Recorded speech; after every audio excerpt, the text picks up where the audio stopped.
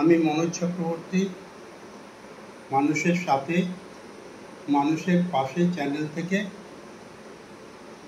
অতি সম্প্রতি অর্থাৎ 19শে জুন সারা ভারতবর্ষের 5টি বিধানসভা কেন্দ্রের যে উপনির্বাচন হয়েছে তার মধ্যে রয়ে গেছে পশ্চিমবাংলার কালীগঞ্জ বিধানসভার উপনির্বাচন। সেখানে নাসিরউদ্দিন বাবুর মৃত্যুর ফলে যে আসনটি খালি হওয়া, সেখানেই উপনির্বাচন হচ্ছে নদিয়া জেলায়। এখন ঘটনা হচ্ছে যে এই নির্বাচনের ফলাফল কি, অফিসিয়ালি সেই নির্বাচনের ফলাফল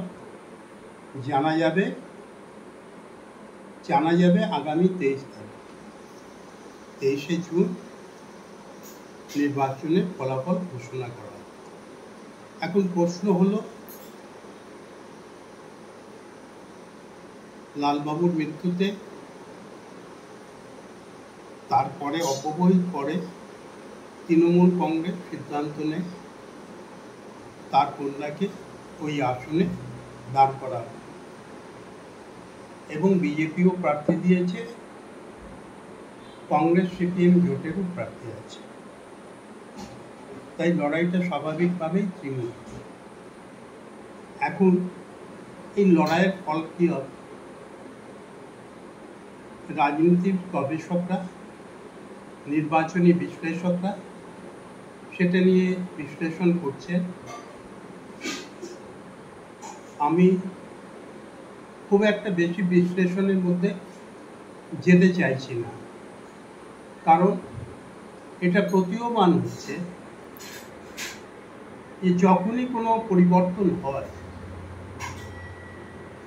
যদি আমরা দেখি যখন জ্যোতিবাবুরা ক্ষমতায় এসেছিলেন তখন তারা কংগ্রেসের বিরুদ্ধে সমস্ত বিরোধী শক্তিকে এক করেছিলেন। যখন মমতা ক্ষমতায় এলেন 11 সালে, তখনও তিনি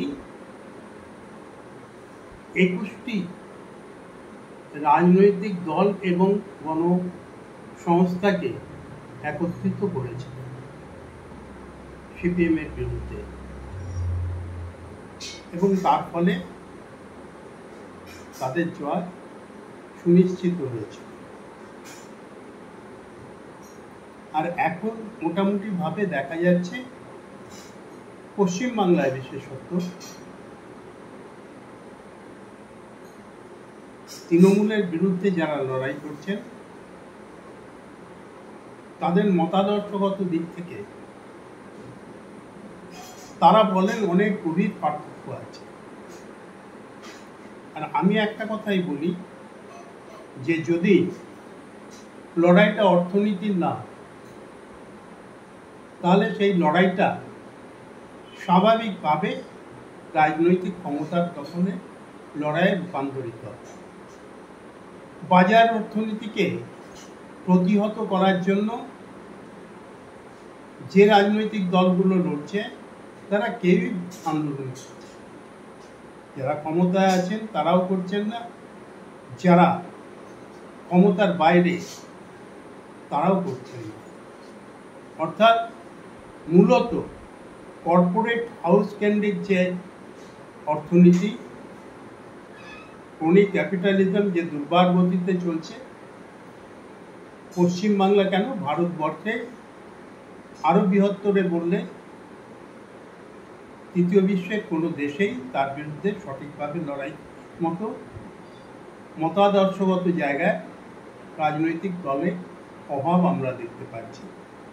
তাই এই লড়াইটা সম্পূর্ণভাবে রাজনৈতিক ক্ষমতার জন্য লড়াই হবে, এবং এই লড়াইয়ে প্রেডিক্ট করতে পারি যে যেহেতু বিরোধীরা ঐক্যবদ্ধ নয়, তৃণমূলের বিরুদ্ধে একদিকে বিজেপি লড়ছে, আরেকদিকে সিপিএম কংগ্রেস জোট লড়ছে, স্বাভাবিকভাবেই এর ফলাফল তৃণমূলের পক্ষে হচ্ছে।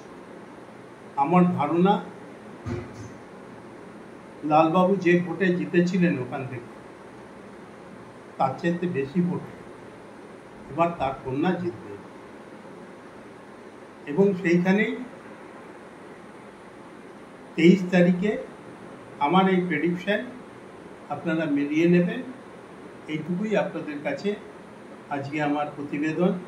যদি আমাদের চ্যানেলকে ভালো লাগে অবশ্যই সাবস্ক্রাইব করবেন এবং নিশ্চিতভাবে লাইক দেবেন, সঙ্গে থাকবেন। ধন্যবাদ, সবাই ভালো থাকুন।